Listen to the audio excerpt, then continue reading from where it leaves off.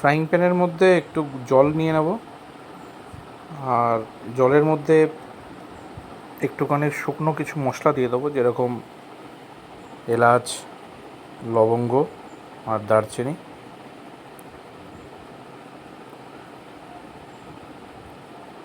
তারপর জলটা একটু ফুটতে থাকলে তার মধ্যে মাংসের টুকরোগুলো দিয়ে দেবো। কারণ পদটার নাম চিকেন ভর্তা, যেহেতু এক্ষেত্রে কিন্তু চিকেনটা আপনার বডির পিসই লাগে, অন্য জায়গার পিস হলে সেটা ঠিক হয় না। তার কারণ ফেদার জাতীয় যে জিনিসগুলো হয়, রেশে যাকে বলা হয় মাংসের, সেই জিনিসটা দিয়েই অ্যাকচুয়ালি ভর্তা তৈরি হয়। অনেক জায়গায় দেখেছি মাংসকে পিস পিস করে দেয়, অ্যাকচুয়ালি পিস ভর্তায় সাধারণত হয় না। আমি কাউকে বলবো না যে সে ভুল করে, কিন্তু ভর্তা আমি অন্যান্য জায়গায় বহু জায়গায় খেয়ে দেখেছি, তো ভালো ভালো জায়গাতে কিন্তু ওই চিকেনের যে রেশা হয়, ওইটাকে বডির অংশ, ওটাই থেকে ইউজ করা হয়।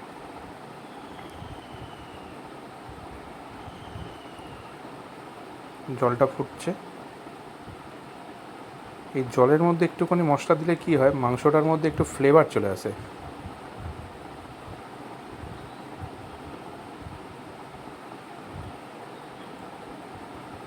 এরপরে এক এক করে মাংসগুলো দিয়ে দেবো। ভর্তায় অ্যাকচুয়ালি মাংস দুবার যেহেতু সেদ্ধ হয়, প্রথমবারে কিন্তু খুব যে বেশি সেদ্ধ করার প্রয়োজন আছে তা না, শুধু এতটাই সেদ্ধ করে নেবেন যাতে আপনি মাংসটা যেন তার হাড় থেকে ছাড়াতে পারেন। কারণ বডির মাংসেও তো হাড় থাকে খানিকটা, সেটা যেন বার করে নিতে পারেন আপনি। তবে আমি একটা ভুল করেছিলাম, সেটা যেন আপনারা করবেন না। আমি মাংসের পিসটা একটু বেশি বড়ই নিয়ে ফেলেছিলাম, তো আমার সেদ্ধ করতে একটু বেশিই সময় লেগেছে। আপনারা কিন্তু এই পিসগুলো দেখুন একটু বেশি বড়ই হয়ে গেছে, আপনারা কিন্তু একটু ছোট করে নেবেন। মানে লম্বাই থাকুক, অসুবিধা নেই, কিন্তু বড্ড মোটা হয়ে গেছিলো, যার জন্য এটা সেদ্ধ করতে আমার একটু বেশি সময়ই লেগে গেছিলো, প্রায় 10-15 মিনিটের মতো। কিন্তু ইন জেনারেল আপনি যদি একটু পাতলা করে নেন এটাকে, তাহলে এটা আপনার 4-5 মিনিটের মধ্যে এটা আপনার কমপ্লিট হয়ে যাবে।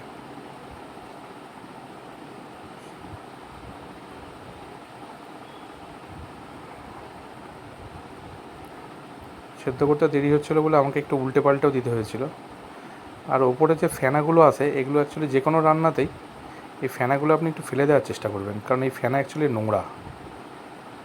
জলে হোক বা মাংসে হোক, যে কোনো জায়গায় যে কোনো রান্নাতেই ফেনা আসবেই সেদ্ধ করলে, ডাল জাতীয় জিনিস হোক, ওই ফেনাগুলোকে সবসময় ফেলে দেবেন, কারণ ফেনাটা কিন্তু নোংরা, সে ছাঁকুনি দিয়ে হোক বা যে কোনো কারণেই হোক। অ্যাকচুয়ালি এগুলো কোনো ক্যাচার জাতীয় হলে ভালো হতো, হাত থেকে ওই জন্য বারবার পড়ে যাচ্ছিলো।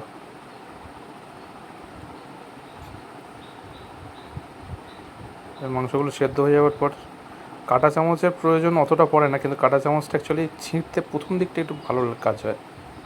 অনেক সময় বডি থেকে বেরোয় না অনেক সময় মাংস অনেক। দেখুন আমি কীরমভাবে বার করছি, লম্বা লম্বা রেশে টাইপের থাকবে। কখনোই কিন্তু টুকরো, আমি খুব ভালো রেস্টুরেন্টে খেয়ে দেখেছি, এগুলো কিন্তু টুকরো করে না। তো বেশ কিছু জায়গাতে আবার টুকরোও করে আমি দেখেছি, কিন্তু আমার মনে হয় সেগুলো থেকে এইগুলো অনেক বেটার লাগে খেতে আমার কাছে।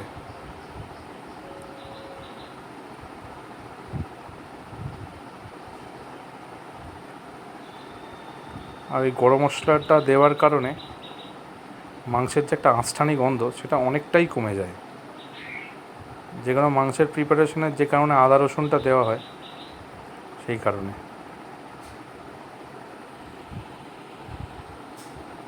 দেখুন কীরকমভাবে আপনাকে এবার দেখিয়ে দিচ্ছি, এই রকম টাইপের। দেখুন লম্বা লম্বা রেশে টাইপের জিনিস কিন্তু রয়ে যাচ্ছে। এটা ফুল ডান করার দরকার নেই, এটা যেন 50% থেকে 60% হয়, এরকম থাকলেই হবে। 3টে মাঝারি সাইজের পেঁয়াজ নিয়েছি, কিছু গুঁড়ো মশলা নিয়েছি, হলুদ গুঁড়ো, লঙ্কা গুঁড়ো, ঘরে বাটা ধনে গুঁড়ো, জিরে গুঁড়ো, আর কিছু গোটা মশলা যেমন দারচিনি, লবঙ্গ। আর একটা জিনিস আপনি দিতে পারেন, গোটা গোলমরিচ, কিন্তু আমার কাছে গোটা গোলমরিচ এই মুহূর্তে ছিল না, 2-4টে দানা দিতে পারেন। আর কিছু ছোটো এলাচ। এলাচগুলো কিন্তু অবশ্যই ফাটিয়ে নেবেন।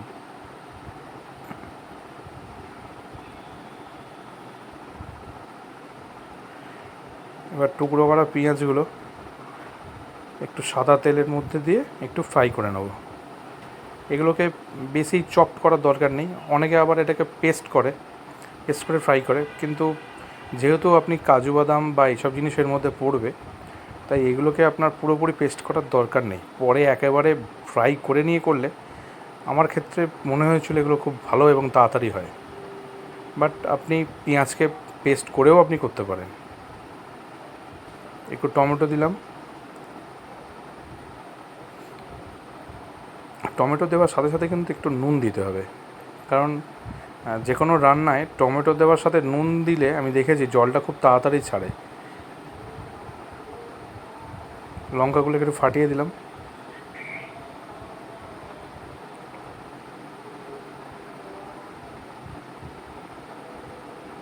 খুব যে বেশি আপনাকে ডান করতে হবে, ব্রাউন করতে হবে, এরকম কোনো ব্যাপার নেই। জাস্ট আপনার ট্রান্সলুসেন্ট হলেই হবে, মানে একটু জল জল টাইপের। আচ্ছা, আমি কিন্তু আদা রসুনের ভাগ এখানে রেখেছি, 2 চামচের মতো আদা রসুন পেস্ট দিলাম, কিন্তু যার মধ্যে রসুনের ভাগটা কিন্তু বেশি থাকবে। চিকেনের একটা নিয়ম হচ্ছে 60% রসুন থাকে আর 40% কিন্তু আপনার আদা থাকবে।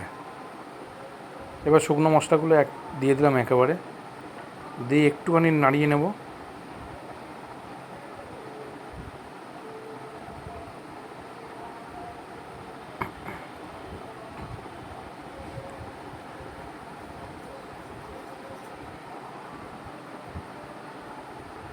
আমি কিন্তু বাজার থেকে একটু ভাঙা কাজু এনেছি, সেই কাজুগুলো একটু দিয়ে দিলাম, সাথে একটু মগজদানা, 2 চামচের মতো কাজু ধরুন। ভাঙা কাজু দিলে কি হয়, আপনার পেস্ট করতে খুব সুবিধা হয়। গোটা কাজু না হলে আপনাকে আবার ভিজিয়ে রাখতে হতো।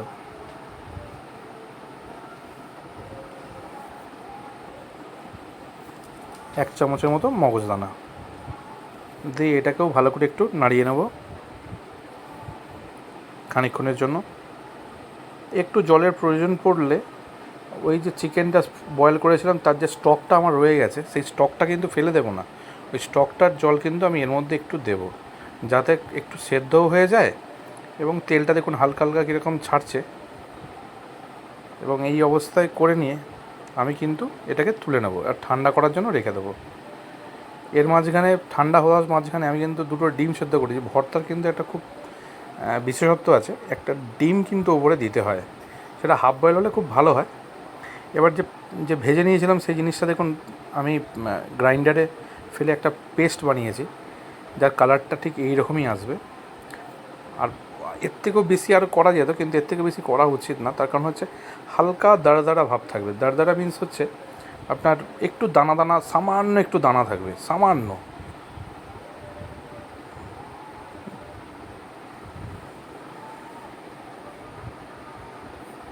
একটু তেল দিলাম, আবার সেম একটুখানি গোটা মশলা দেবো, একটু দারচিনি আর একটু এলাচটাকে অবশ্যই কিন্তু ফাটিয়ে দেবেন, না হলে কিন্তু খুব বাস্ট করে।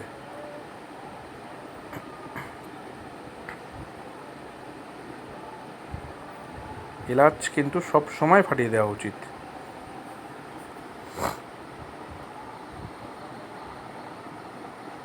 একটু জাস্ট স্যাটে করে নেব।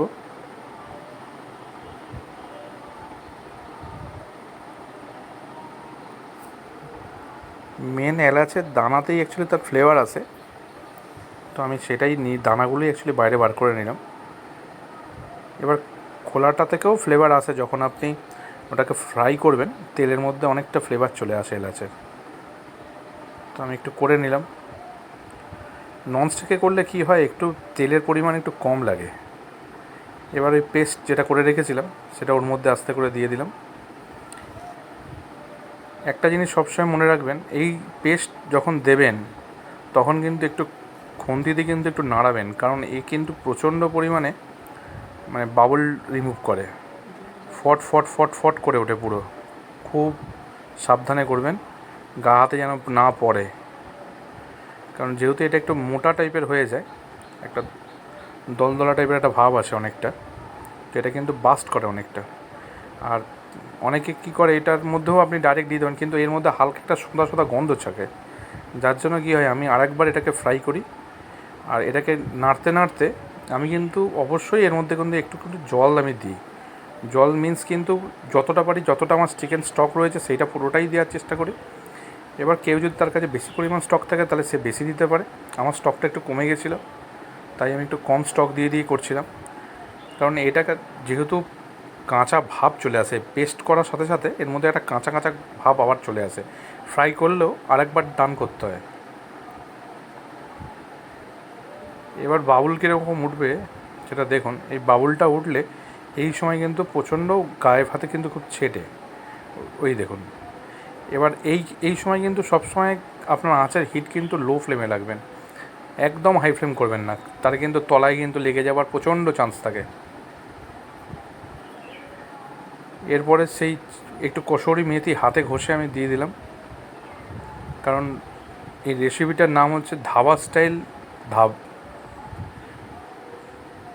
চিকেন ভর্তা। তো ধাবাতে যে কোনো রান্নাতেই আমি দেখেছি এরা কসুরি মেথি প্রচণ্ড ইউজ করে, তো আমি একটু দিলাম ফ্লেভারের জন্য। এবার সেই যে ছিঁড়ে রাখা মাংসগুলো আস্তে আস্তে আমি এর মধ্যে দিয়ে দিলাম। খুবই সোজা রান্না, কিন্তু খুবই কঠিন না। আমার মনে হয় এই ধরনের রান্না করাটা বাড়িতে কোনো সমস্যার সৃষ্টি করে না, অনেকেই করতে পারে, খুব সহজেই করা যায়। মাংসটা যেহেতু 60% আমার ডান ছিল, আমি কিন্তু এবারে ওইটার থেকে খুন্তি দিয়ে নাড়তে নাড়তে ভালো করে একটু চেক করে নেব, ভালো করে যেন মিক্সড হয়ে যায়। আবার ফেলে থাকে একটু চিকেন স্টক যা ছিল সেগুলো একটু দিয়ে দিলাম, কারণ এটা রান্না করতে করতে চিকেনটা যেহেতু পুরোপুরি প্রিপারেশন ছিল না, তো আমি একটু দিয়ে দিলাম, জলও দিচ্ছিলাম, সাথে একটু ফ্রেশ ক্রিম দিলাম, যাতে দেখতেও খুব সুন্দর লাগে এবং টেস্টও ইনহ্যান্স করে এটা।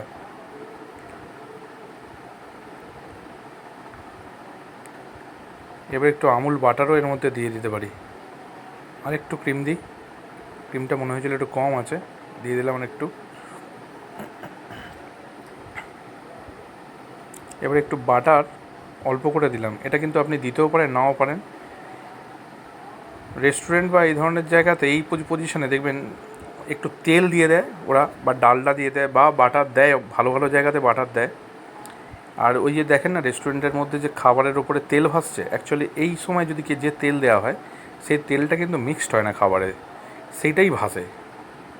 এবার ভালো জায়গায় থেকে খেলে আপনাকে এখানে বাটার ইউজ করে, আর একটু কমা দামি বা হোটেল বা রেস্টুরেন্টে খেতে গেলে এই জায়গাটাতে ডালডা বা সাদা তেল ইউজ করে, এবং এই তেলটাই দেখবেন খাবারের ওপরে ভেসে থাকে। যখন আপনাকে যে ডিশটা দেওয়া হয় তার উপর যে তেলটা ভেসে থাকে সেটাই কিন্তু এইটা। এবারে দেখুন একটা ডিশের মধ্যে আমি এর পুরো প্রিপারেশনটা আপনার সামনে রেখেছি, সত্যি খুব সুন্দর হয়েছিল। আমি তো এটা দিয়ে অনেকগুলো রুটি খেয়েছি, ঘরে তৈরি করা রুটি, খুবই ভালো লেগেছে। তো